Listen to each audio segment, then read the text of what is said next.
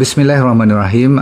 Anda sekalian yang sedang mengikuti program ni, magnesium adalah yang dipanggil master mineral. Boleh saya mula tak ni? Okey, dah ada kopi nota semua, suara dengar elok kan? Okey, lagi sekali. Magnesium adalah yang dipanggil master mineral. Selain daripada potasium, sodium, potasium, kalsium, magnesium, empat beradik ni kita kena jaga betul-betul. Tetapi dalam empat ni sebenarnya kenapa saya nak fokus kepada magnesium ni, sebab 80% daripada kita bermasalah tentang tak cukupnya magnesium. Faham?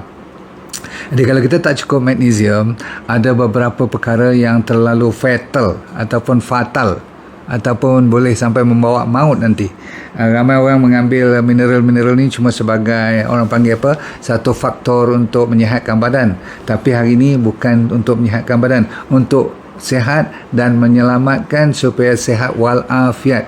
Sebab dia dalam badan kita, walaupun anda tengok nanti dalam test, kalau result you antara 1.2 hingga katakan 2.5 sahaja miligram per desiliter, you tak payah ingat angka ni. Tapi doktor yang tengok ni, kalau dia terlalu rendah, bahaya sangat. Kalau dia terlalu tinggi pun amat berbahaya. Jadi Tuhan jadikan magnesium ni secukup-cukupnya dalam badan kita.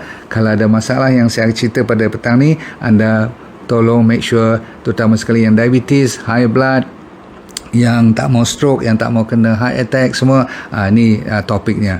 Dia diiktiraf sebagai essential trace mineral. Maksudnya essential ni maksudnya yang diperlukan, tak boleh tak ada dan tak boleh dikeluarkan oleh badan sendiri.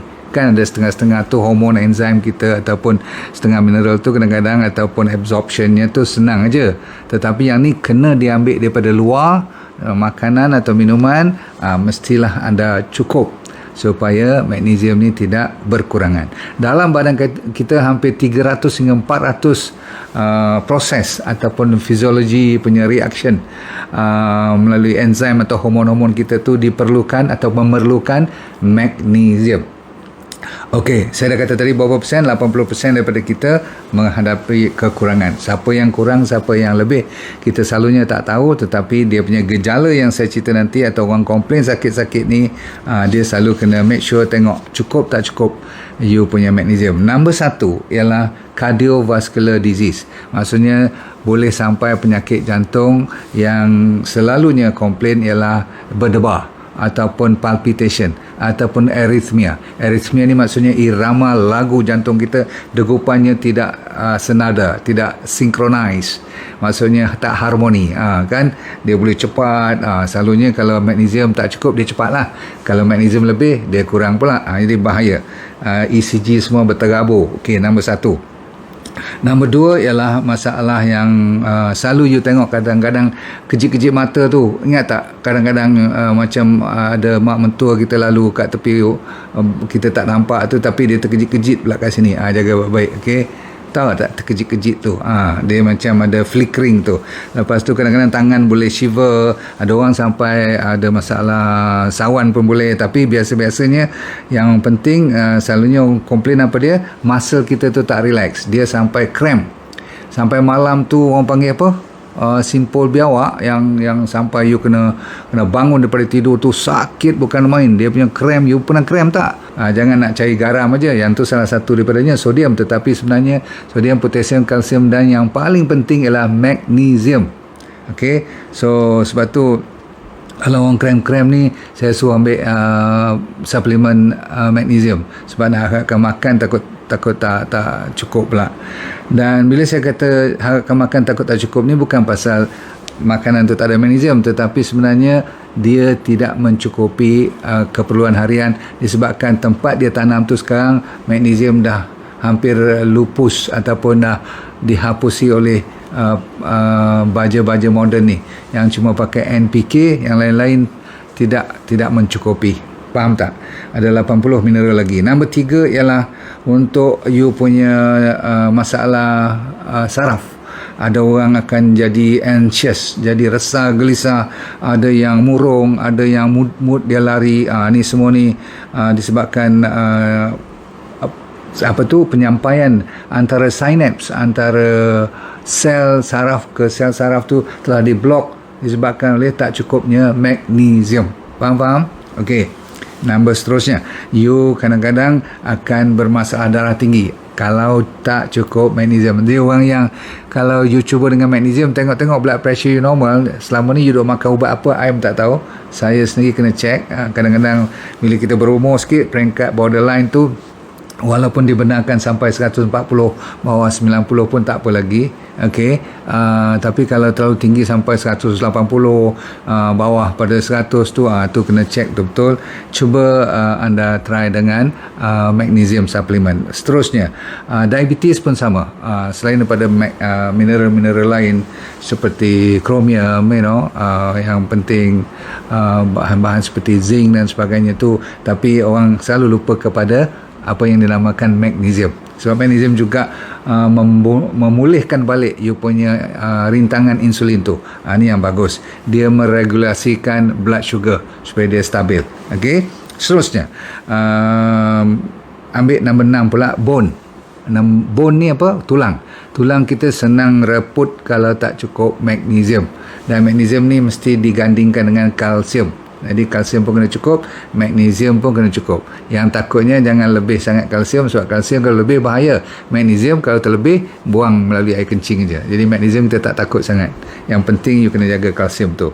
So hari ni kalau kalsium you stabil, insyaAllah dia mengkontrol you punya kalsium. Okey. Jadi dalam badan kita ni dia kena cukup-cukup cantik. Seterusnya, siapa yang suka bersukan, kalau you tak cukup magnesium, susahlah you nak perform. Pasal apa? You akan seterusnya tidak cukup, orang panggil energy. Tak cukup energy disebabkan you punya tenaga melalui ATP tu, production tu kan, melalui mitokondria semua tu, nama-nama sains tu.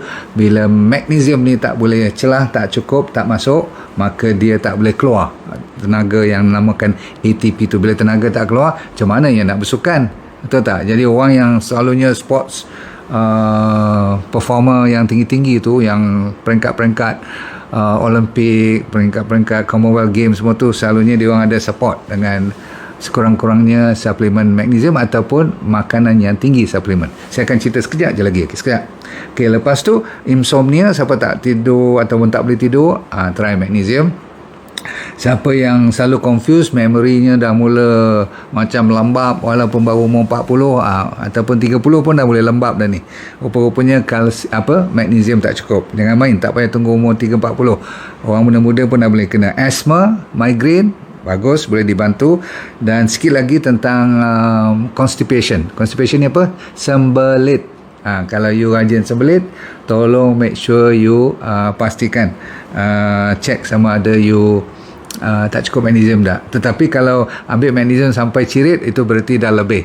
Sebab magnesium kalau terlalu banyak, dia boleh menciritkan badan kita jadi diarrhea nanti. Okay? So siapa yang ada masalah kembung, masalah suka-suka loya dan sebagainya, termasuklah orang panggil apa, ibu yang mengandung kan, yang ada severe morning sickness, pagi-pagi yang loya, muntah tu. So orang yang mengandung macam tu boleh cuba sedikit, tak payah banyak sangat magnesium. Kalau improve, betul lah body you tak cukup magnesium. Boleh tak semasa you mengandung? Boleh. Sebab baby kita boleh terima magnesium melalui ibunya, dengan syarat jangan terlalu banyak lah. Takkanlah you nak ambil sampai drip dia. Berapa banyak nak ambil? Lebih kurang 500 mg per day dah cukup. Saya ulang, 500 mg. Sebenarnya ladies yang biasa-biasa 320 dah cukup miligram. Orang lelaki lebih kurang 420 mg per day. Okey. Nanti bila you pergi kat farmasi tu, selalu ni dia tulis 500 mg, boleh, no problem. Okey, last 1-2, kebas-kebas tangan, kebas-kebas kaki, sejuk je. Tangan, kaki semua tu, itu mungkin bukan sebab thyroid saja, tapi mungkin disebabkan oleh magnesium. Dan ujung-ujung sekali, kalau menses you, haid you terlalu terganggu, sekejap okey, sekejap tak okey, sekejap panjang, sekejap pendek, sekejap datang, sekejap tak datang, ini ada kaitan dengan apa yang dinamakan magnesium. Baik, makanan apa nak cerita hari ni ke? Saya cerita dulu hari ni, lain kali saya detailkan, kupaskan lagi. Sebab yang penting ialah green vegetable, leafy vegetable, maksudnya yang berdaun. okey, bukan saja hijau. Saya tak mau cuma yang ambil kacang atau batang yang menghijau tu, sayur-sayur tu, tapi yang bersayur, maksudnya macam kangkung, macam apa saya panggil selalunya spinach tu, bayam, cauliflower, brokoli, gobis, tu lagi sekali semua-semua yang hijau-hijau ni lah, kale, pernah tengok kan semua tu. So semua sayur yang menghijau dan ada daun boleh. Nombor 2 ialah sebarang nut yang kecuali kacang tanah, semua kekacang atau kacang-kacangan dan biji-bijirin boleh. Almond, Brazil nut, pecan, macadamia, cukup cun. Okey, semua tu. Lagi avocado, biasalah, the best fruit yang boleh kita pakai kat mana-mana pun. Lagi satu avocado, lepas tu black beans, semua jenis beans, quinoa, pernah dengar quinoa? Yang macam nasi tu. Dark chocolate, selalu saya kata dark chocolate. Oatmeal yang organik, bagus. Fig, buah tin. Pisang, bagus untuk magnesium. Brown rice. Sikit lagi, kalau you nak buat koko, ambil koko yang dark koko, yang tak ada gula, you nak masuk stevia sikit, itu yang terbaik. Okey, bagi mereka yang ada masalah buah pinggang, hati-hati kalau nak ambil banyak magnesium. Jangan beli suplemen sembarangan, cek dengan doktor dahulu. Sebab kidney yang tak boleh buang bahan kumuhan, stage 4, stage 5, you better check with your doctor first. Okay, masalah potasium, magnesium semua tu kena di balance betul-betul. Orang yang masalah thyroid, orang yang masalah ambil banyak perubatan, ubat-ubatan pun kena jaga. Sebab kalau you ambil magnesium, you banyak makan ubat-ubat seperti ubat laxative, tahu tak? Ubat yang bagi buang air besar, ataupun ubat-ubat yang antibiotik banyak sangat, ataupun untuk block you punya gastrik, kan ada ubat anti-acid tu semua tu. Tu semua kadang-kadang kalau you ambil magnesium, takut terlalu tinggi sebab dia merosakkan balance tu. Sebab dengan ubat-ubatan ni, maklum sajalah, kadang-kadang perut you tak cukup hydrochloric acid pun meningkatkan pula apa dia panggil ni, bukan meningkatkan, menurunkan juga absorption magnesium daripada makanan kita tu. Baik, cukup dulu pada petang ni, dah banyak saya bagi. Cuba dengar balik. Kalau nak beli, jangan beli yang magnesium sulfate, magnesium carbonate, magnesium oxide, magnesium hydroxide. Nama-nama macam ni kalau you tengok, tak payah beli. Yang nak beli cuma 2 saya recommend. Magnesium citrate kat farmasi dan magnesium glycinate. Kopi ni magnesium citrate ataupun magnesium glycinate. 2 ni yang selamat dan boleh kita buatkan sebagai suplemen. Jaga baik. Dia ada banyak jenis magnesium, tapi saya dah ulang kali ketiga sekarang. Magnesium citrate dan magnesium glycinate. Ini 2 saja yang saya recommend buat sementara waktu. Yang lain-lain tu tak perlu you fikir sekarang. Boleh? Okey. Terima kasih. Kita jumpa lagi. Stay well and stay safe. Let go and feel good. Dunia bahagia, akhirat syurga. Bye.